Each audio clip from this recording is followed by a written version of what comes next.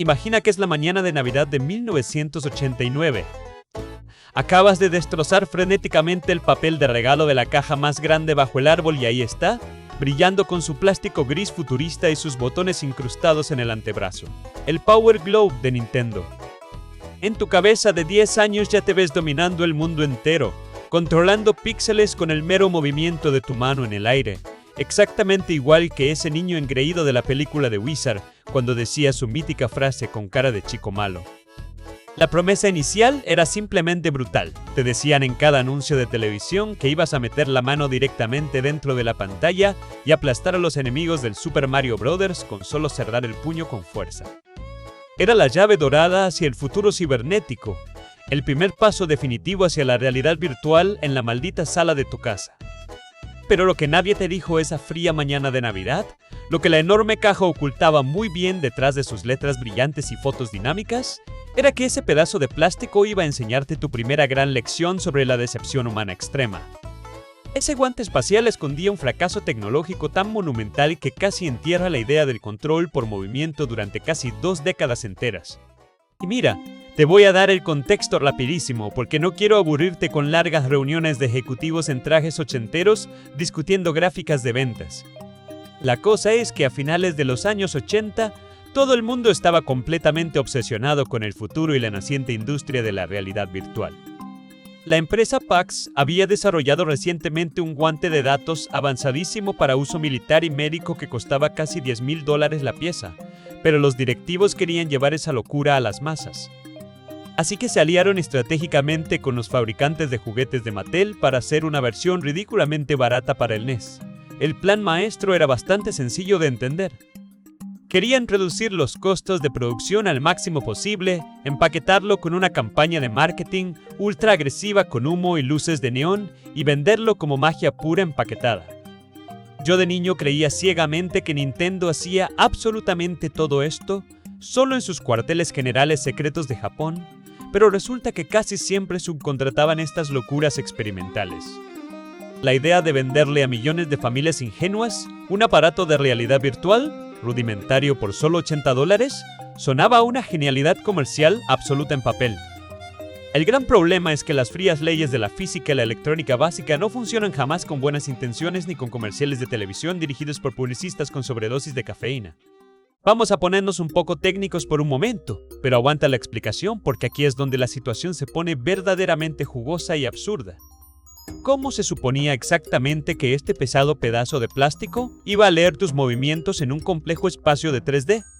Pues el sistema usaba unos transmisores ultrasónicos para orientarse. El guante emitía constantemente sonidos de altísima frecuencia desde 2 altavoces pequeñitos ubicados en el dorso de la mano del jugador. Esos sonidos imperceptibles tenían que viajar por el aire del cuarto y ser captados por un enorme marco de plástico con micrófonos en forma de L que tenías que pegar torpemente al marco de tu pesada televisión de tubo. Con la mínima diferencia de tiempo en que el sonido llegaba a cada micrófono, el cerebro del aparato triangulaba la posición exacta de tu mano. Aparte de toda esta locura sónica, en los dedos traía unas delgadas tiras de tinta conductora que funcionaban directamente como sensores de flexión resistivos. Si tú doblabas el dedo, la resistencia eléctrica de la tinta cambiaba y el juego sabía mágicamente que estabas cerrando la mano para dar un golpe. Suena a tecnología alienígena para el año 1989. Suena increíble, suena. Porque en la dura práctica, tratar de que esa triangulación ultrasónica funcionara decentemente en la sala de una casa normal llena de ruidos era como intentar afinar un delicado violín usando un martillo de demolición mientras alguien te grita al oído derecho. O sea, imagínate la escena real de intentar jugar con esto un domingo por la tarde. Para siquiera empezar a jugar una partida tenías que calibrar el maldito aparato con un ritual.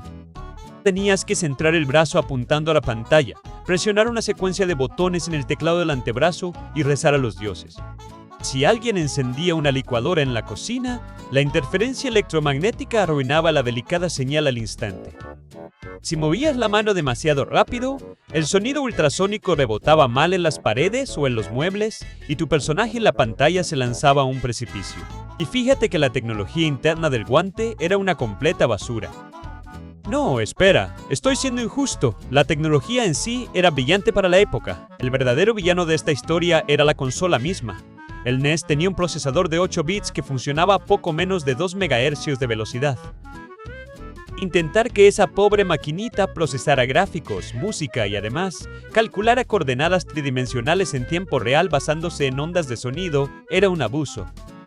La latencia era tan espantosa que cerrabas el puño en la vida real. Te ibas a preparar un sándwich, volvías, y apenas en ese preciso momento el personaje en la pantalla decidía reaccionar y cerrar la mano.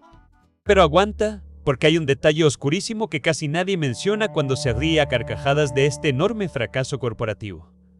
La gente suele pensar equivocadamente que el aparatoso guante era compatible desde el día 1 con todo el inmenso catálogo de Nintendo, pero la cruda y triste realidad es que solo existieron 2 malditos juegos diseñados específicamente para aprovechar sus famosas funciones de movimiento en el espacio de 3D. Solamente 2, Super Globe y Bad Street Brawler. Se acabó la lista. Si tú querías jugar al Punch Out al difícil Castlevania, el sensor no leía tus fluidos movimientos tridimensionales ni por accidente. Simplemente tenías que programar los dedos de tu mano para que funcionaran exactamente como los duros botones del mando rectangular normal. Así que doblar el pulgar derecho equivalía a presionar el botón A y doblar el dedo índice era el botón B. Esto convertía la relajante experiencia de juego en un verdadero ejercicio de tortura medieval para tus pobres tendones. Billones de niños descubrieron de golpe lo que era el doloroso síndrome del túnel carpiano antes siquiera de saber sumar fracciones en la escuela. Era un periférico carísimo que prometía meterte de lleno en el universo digital y terminaba siendo simplemente un control gigantesco, pesadísimo e increíblemente frustrante que te obligaba a jugar haciendo calambres constantes con las manos. Yo te juro solemnemente que durante muchísimos años estuve totalmente convencido de que los niños afortunados que tenían este aparato espacial en su casa eran una especie de élite intocable del gaming. Una vez vi a un primo lejano tratar de jugar al Rat Racer moviendo el brazo tenso en el aire como si estuviera espantando moscas invisibles gigantes, y en ese preciso instante lo envidié con toda mi alma infantil. Me sentía profundamente inferior sentado en la alfombra con mi control rectangular aburrido de siempre. Ahora de adulto sé que mi primo probablemente estaba llorando de desesperación por dentro. Es perturbador cómo la maldita nostalgia nos engaña la memoria. Los publicistas vendieron 1 millón de unidades de esa tortura plástica gris en su primerísimo año de lanzamiento en las tiendas. 1 millón. Y la inmensa mayoría de esos guantes terminaron abandonados en el fondo oscuro de un closet, acumulando polvo espeso en menos de un triste mes de uso. Piensa en esto como cuando te compras emocionado esa ruidosa máquina para hacer abdominales en casa que anuncian en la madrugada. Esa que te promete un cuerpo perfecto en 5 minutos al día y terminas usándola exclusivamente como un perchero muy caro y estorboso para colgar chamarras sudadas. El Power Globe fue exactamente eso, pero a la medida de los pulgares de toda una generación. A pesar de todo el dantesco desastre comercial y las burlas infinitas de la prensa especializada, me niego a condenar este loco experimento. Me niego rotundamente. Creo firmemente que hoy en día necesitamos más fracasos estrepitosos y valientes como este en la aburrida industria de la tecnología actual. Hoy en día todas las malditas empresas gigantes van exclusivamente a lo seguro para contentar a sus accionistas. Sacan un smartphone nuevo cada bendito año que es exactamente igual al anterior, pero con la cámara trasera un microscópico milímetro más grande y te lo cobran a $1000 sin pestañear.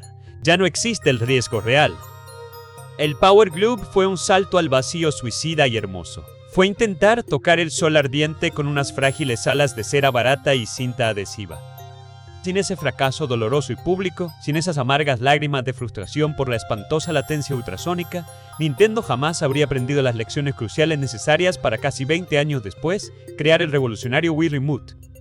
Ese pequeño control blanco sí cambió el mundo entero porque la empresa entendió a la mala que la tecnología de movimiento debía ser muy simple, rapidísima y jamás depender de horribles micrófonos pegados a la televisión. El guante espacial tuvo que morir horriblemente aplastado por sus propias ambiciones para que el futuro pudiera caminar. Fue un sacrificio de sangre necesario en el gran altar de la innovación de silicio. Así que te pido que la próxima vez que veas por casualidad una foto pixelada de ese pesado pedazo de plástico ochentero en alguna red social, no lo veas solo como el chiste fácil y recurrente de los foros de internet llenos de sabelotodos. Míralo un momento en silencio con el profundo respeto que se merece un soldado caído en las frías trincheras de la guerra por la realidad virtual. Fue el primerísimo dispositivo valiente que intentó romper a martillazos la barrera física invisible entre el jugador sentado en el sillón y la pantalla brillante, aunque lo hiciera rompiéndote la poca paciencia y los tendones de la mano en el doloroso proceso.